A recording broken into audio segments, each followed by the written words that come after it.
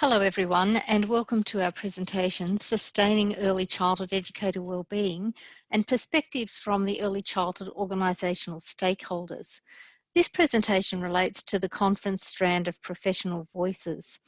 And my name is Helen Logan. I'm a senior lecturer here at Charles Sturt University, and I'm presenting on behalf of my co-authors and co-researchers, Dr. Tamara Cumming, also a senior lecturer here at Charles Sturt University, and Associate Professor Sandy Wong from Macquarie University. So welcome to this presentation. I want to start by providing some background to the study and why early childhood educator wellbeing is so important.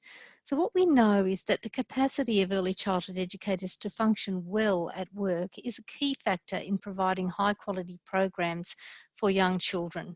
The programs that are stable, stimulating, supportive, and provide effective learning environments for children and families.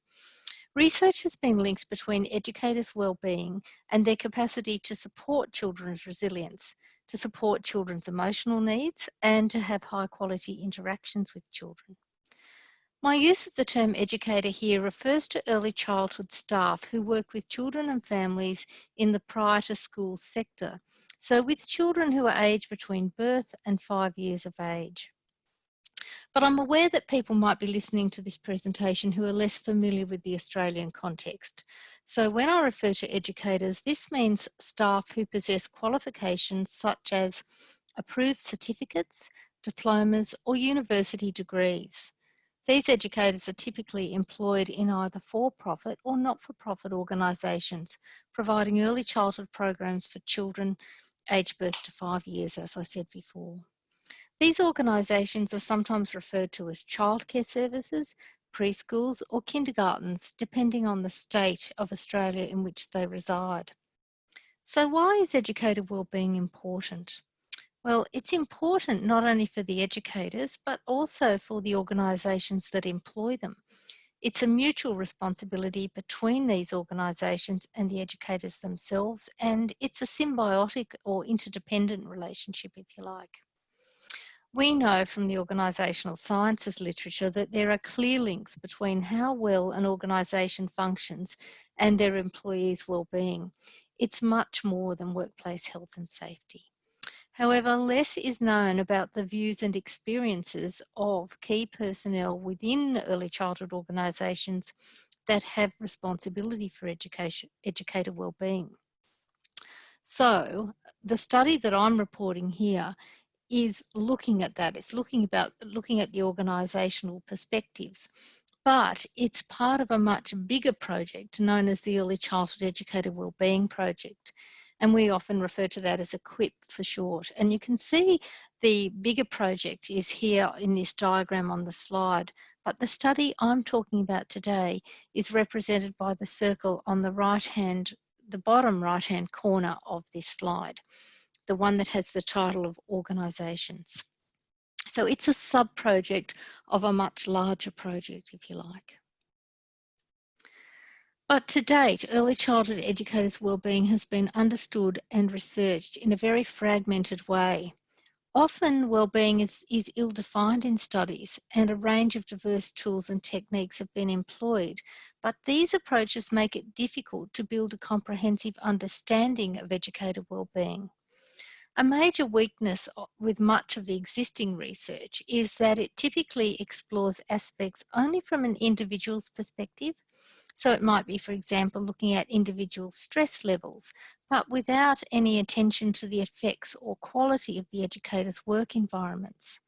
So even though there's been a great deal of focus on psychological aspects of wellbeing, such as stress, job satisfaction, and engagement, although many of these studies often do rely on subjective self-reports, little attention has been paid to other aspects, physiological aspects, for example. Although recently some studies have begun to include more objective measures of stress, so the physiological aspects, for example, using salivary cortisol research, where the salivary cortisol tests are a hormone involved in the body's regulation of stress. And other studies, including the physiological measures of weight, blood pressure, stamina, and activity. So considering these limitations of the body of research about educator wellbeing for over 30 or so years, my co-authors Cumming and Wong in 2019 conceptualised the model that you can see here on this screen of educator wellbeing. It's a holistic model. And in this presentation, I'm reporting the findings from research that focused on the organisational context for educator wellbeing. And as you look at this slide, it's that blue section of the model that we're talking about today, or I'm talking about. So the study, which is about organisational perspectives of educator wellbeing, aimed to establish the knowledge and understandings of key personnel that are responsible for educator wellbeing in early childhood education and care organisations. We were interested to find out the influence of work environments on educator wellbeing. The data was drawn from interviews, which I'm going to talk about in a moment, that contributes perspectives about the meanings of educator wellbeing in their work environments and the influence of these environments on educators' wellbeing. However, importantly, the study also contributes knowledge of major issues faced by employers in supporting educator wellbeing.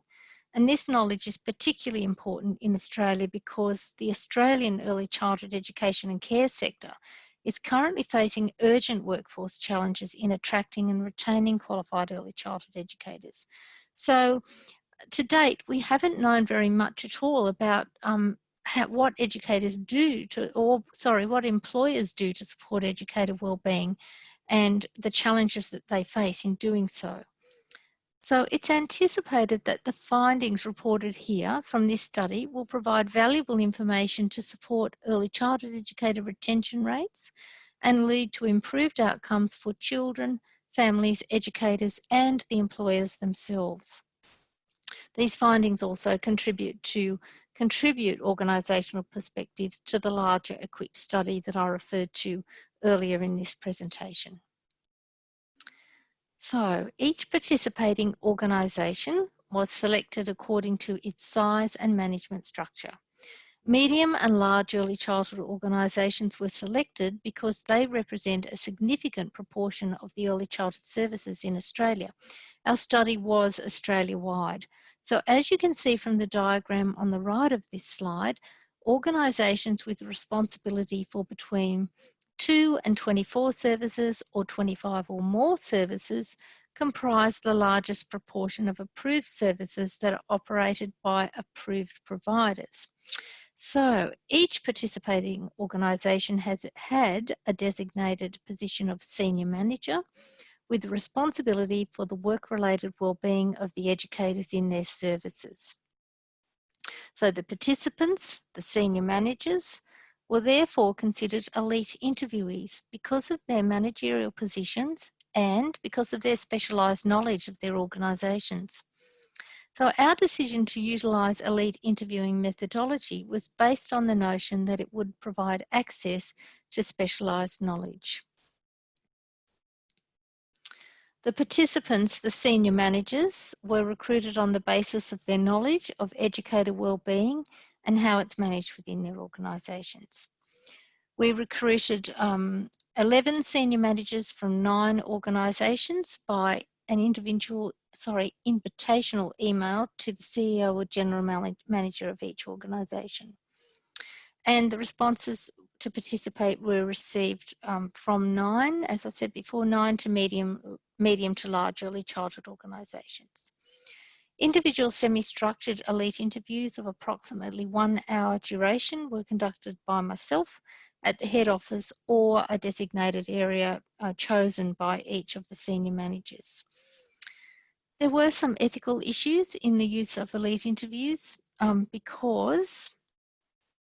ethical issues were an important consideration because we needed to preserve the anonymity of the senior managers and their organisations. So when reporting the data, the transcripts of interviews were returned to the senior managers to review and reflect upon the degree of self and the degree of organisation identification that was evident within their transcripts.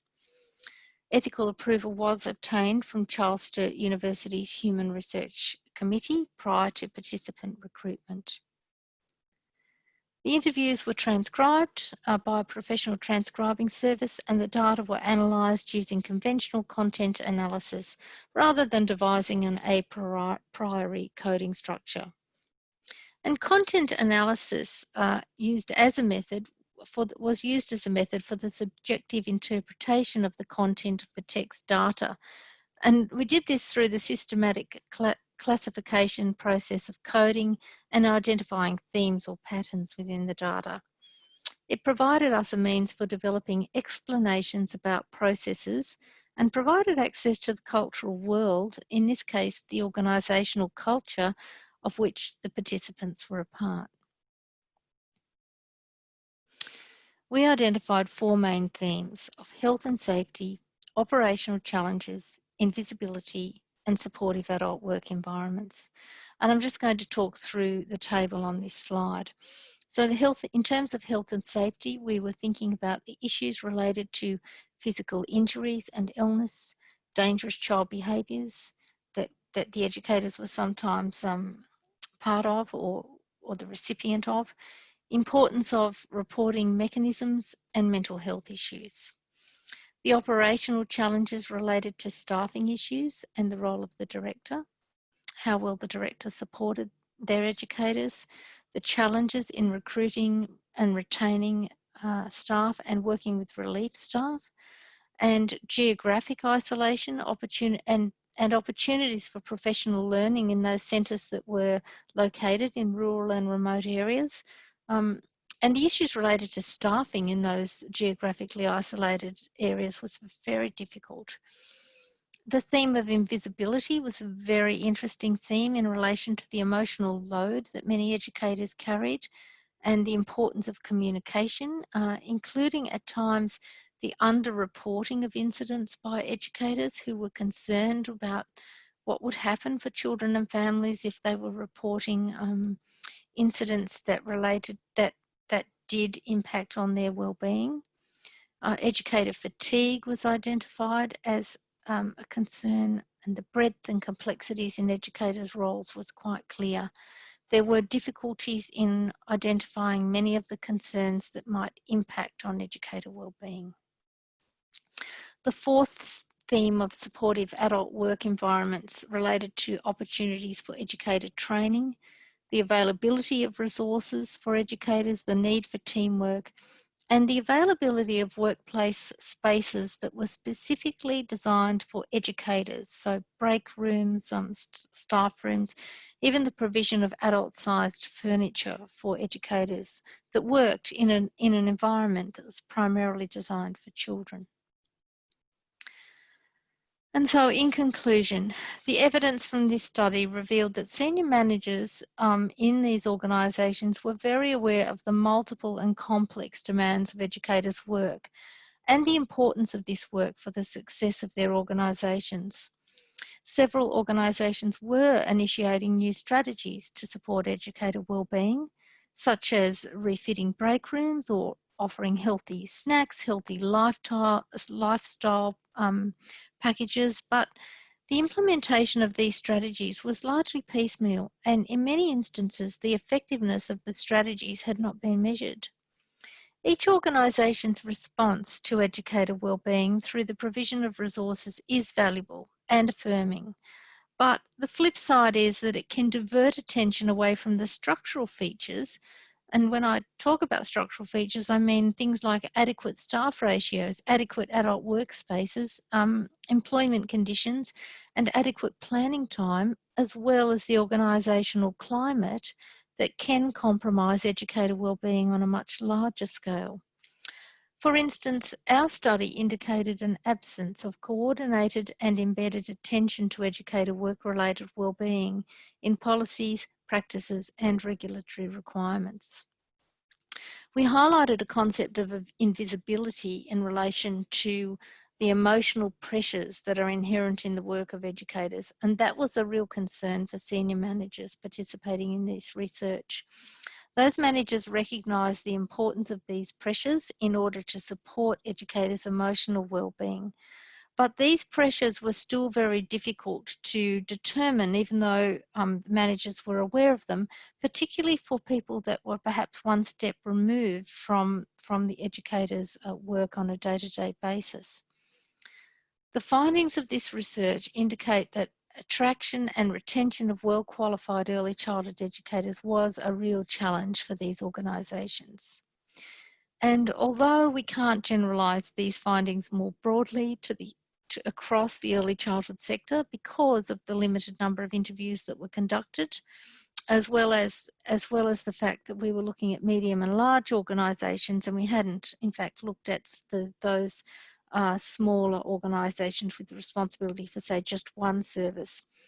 However, despite that, the research does add to an existing body of research about the well-being of educators because of its identification of organisational perspectives and their knowledge and understandings of educator well-being. I've included some of the references that I've referred to here in this short presentation today. I hope they would be of use to you. And finally, I just want to thank you very much for taking the time to listen. I hope you found this research helpful and useful. Thanks so much.